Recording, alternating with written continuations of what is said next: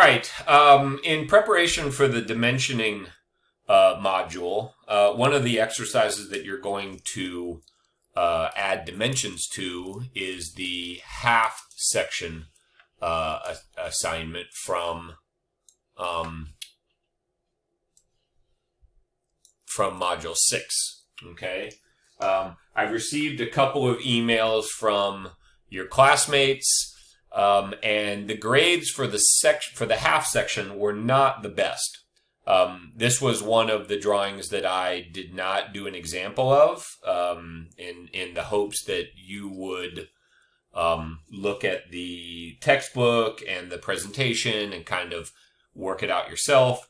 I think that a lot of you did not do that, or at least satisfactorily do that. So that you're not at a huge disadvantage when it comes to dimensioning it, because now you have to have the drawing so that you can dimension it.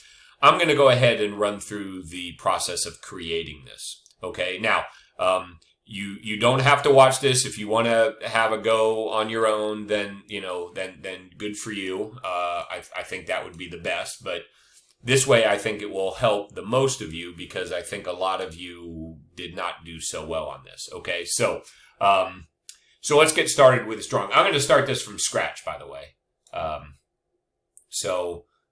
We'll start with the circular view, because that's kind of the easiest thing to get started with. So, we'll do a diameter 6 on this, right? That's the outer circle here. And then we have a circle with a diameter of 4. And then we have another circle with a diameter of 2. Okay. And then, it says that we're going to make the, a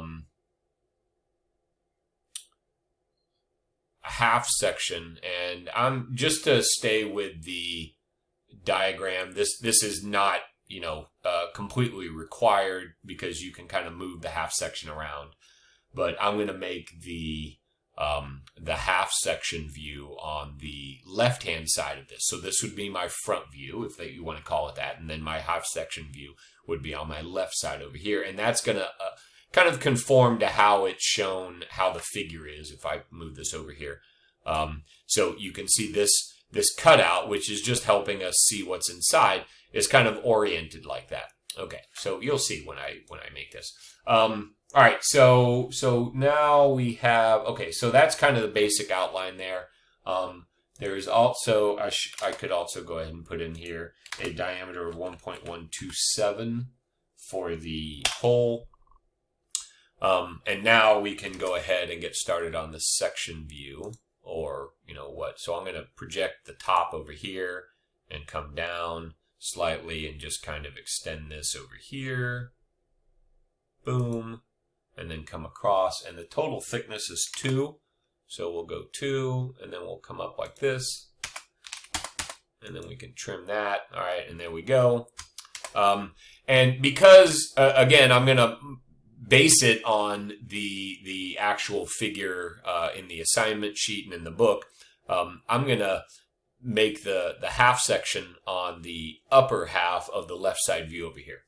So that means that we're going to, let's see, offset 0.25, offset 0.62,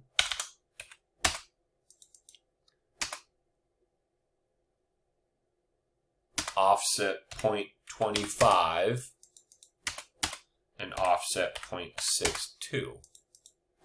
Okay. And then the depth of this is 0.62. The depth of the V grooves. And then we can draw, whoops, no, we can't draw that in yet, because the angle is 40 degrees, all right, the included angle. So I'm going to, we don't have a 40 degrees here, but, we do have by 10 degree increments. So that's going to work fine. So I'll just switch to that and draw a line. And let me zoom in here so you can kind of see what's going on. So we're going to come in from here, and we're going to, if I go, you got to understand that if it's a 40-degree included angle, right, that means 40 degrees measured from this side to the other side, then that's going to be a 70-degree angle measured from the horizontal. All right, I'll show you that I'm correct, or I will prove to myself that I'm correct. All right, and we'll go 70. Up there we go. Right, where is it? Right there. No, that's the wrong angle. There we go. Right there. Okay, and let's measure that. I actually am a little bit curious about whether I got this right, so I'll just actually I'll use the measure command. Measure angle over here, and we'll go from here to here, and it's 40. Yay! Okay, so I was correct. Okay, so remember that you can always trial and error it, or if you just want to figure it out, you can figure it out. It's not it's not hugely complicated. I'm probably making it more complicated than it should be. All right, so we got that in there, and now we can erase some stuff.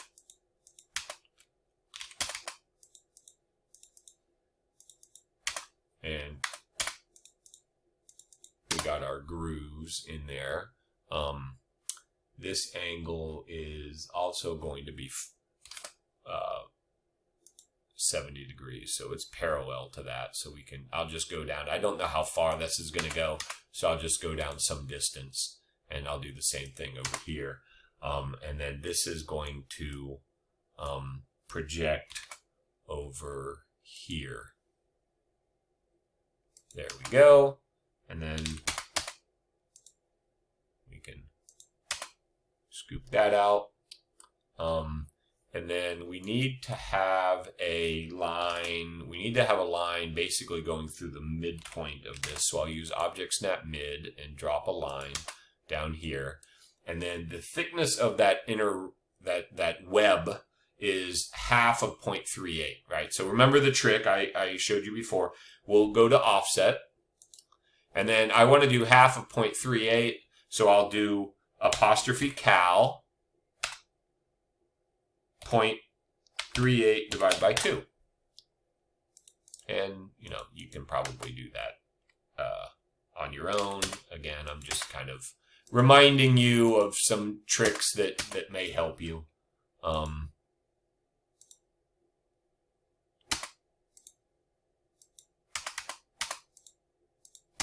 right. So that's it, right? That's it for the V's. And we'll project this cylinder across here and project a hole across here.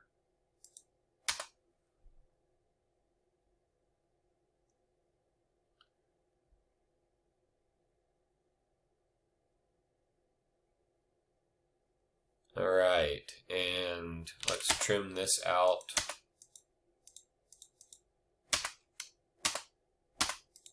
Whoops, don't want to do that.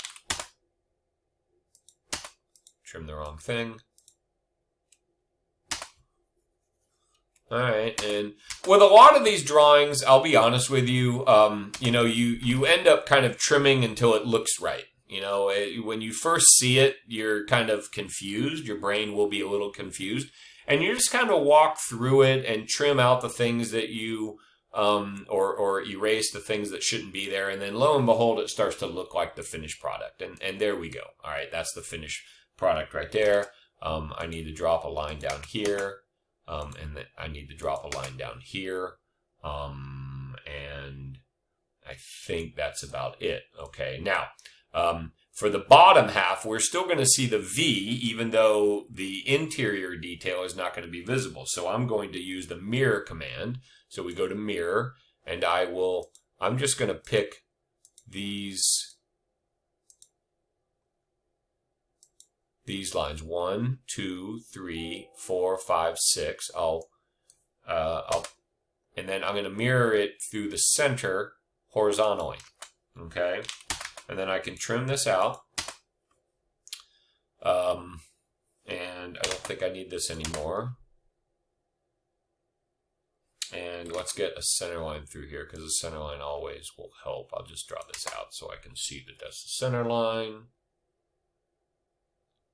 And we're almost done. All right, so remember the bottom half of this is going to be a view like a regular view. And so that means I'm going to see this edge come through, this edge. Whoops. See, I goofed up there. Look at that. You got to be careful with drawing lines when you're zoomed way out, because a lot of times you think you grab it and you end up not grabbing it. And then, you know, all bets are off what happens.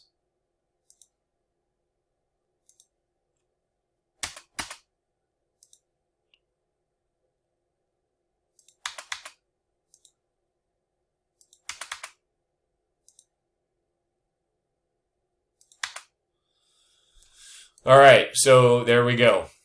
All right, that's it. That's basically the drawing. Okay, so let me add in the details that we need. This is going to go away because it's going to be a center line. Let's go ahead and apply the section lines in here. So we'll go to section and hatching, and we'll choose that area. And I like that hatch scale. That's fine. You know, I think that's good. Oh, you know what? No. Before I do that, I got to add in my fillets and rounds. So the fillets and rounds on this are radius 0.12. So let's go to fillet R.12. And we're going to fillet this line here and this line there.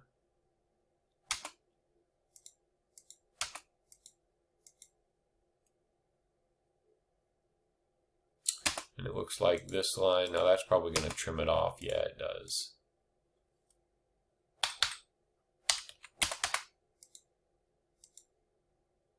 I'm going to extend that up there. Okay. Now this is one of those little drawing conventions. Okay, so technically you may be saying, well, wait a second, there's a round right there, so how does that make an edge? Okay, well, it doesn't make an edge. You're absolutely correct if you're saying that that should not make an edge, and therefore there should be no line there for the edge. But drawing convention says that it is confusing if we leave that line out. Okay, and I'll show you. If we take this line away, you know, it's kind of unclear what's happening back here. When there kind of is sort of maybe a little bit of an edge. It's not a clear 90-degree edge, but it is there, okay? So we're okay with leaving that line in there, okay? And I think that's it. There's nothing on this side that I need to add fillets in, okay? So now I can go back to hatch. Can pick this area in here. Whoops, and look at that. See, now here's one of the things. I think this is a problem with the hatch command. Okay, so what we're seeing here is the hatch is kind of bleeding over into the area that I don't want it to be hatched, namely this area right here and this area right here. Okay, now I think that is going to go away when I click or pick this internal point. So let's see. Yeah. Okay. Now that's kind of a bug-y thing in AutoCAD that I've noticed before, not just this version of AutoCAD, but in previous versions of AutoCAD, I've noticed that. So if that happens, sometimes what you got to do is you just got to click and see what happens. Okay. The other problem is that if I didn't have this closed, if there was an opening, and so the hatch lines could literally bleed out. All right. But clearly that wasn't the case. Oh, and you know what? I just saw two fillets that I missed right there. So guess what? I gotta undo that. Oh boy.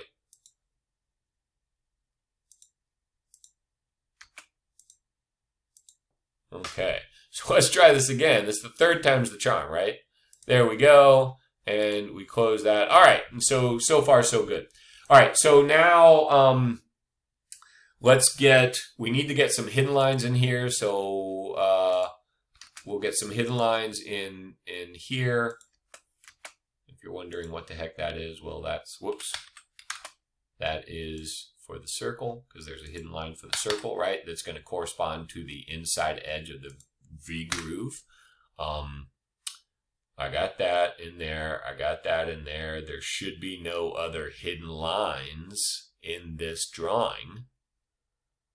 All right, I think we're all good. So we can go ahead and move on to the center lines and the cutting point line. All right. So now the cutting point lines, the cutting point line is going to take precedence over this. So I'm going to go ahead and draw that first. So let me show you how we can put that in here. So the cutting point line, I'm just on the cutting point layer. I'm going to draw a line from the center out here, or from the rim of the circle out like that. Okay. Now I'm going to offset 0.5. And then I'm going to extend that. Remember, we offset 1/2 inch from that. Okay. And then in a half section, we only need one arrow. So I'm going to go to the leader.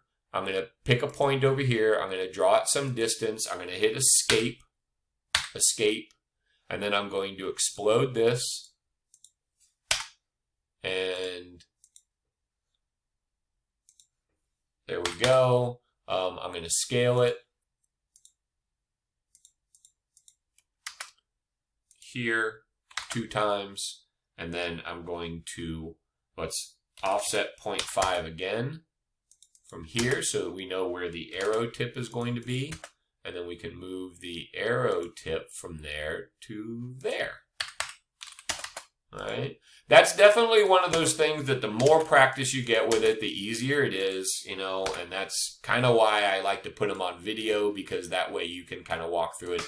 Now, what happens with the rest of this? Well, we just fill it in with the remnants, or what would be left of the center line. So in this case, we can't use the center mark command. We just have to draw a line. It's actually easier. You know my thoughts on the center mark command. I'm not a big fan of it. All right. And it should extend 0.09 beyond the edge. 0.09.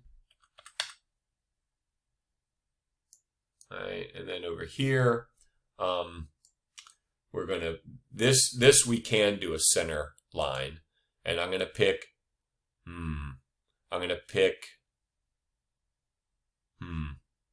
I don't have any offsetting lines, so here's what I'm going to do. I'm going to draw a construction line right here.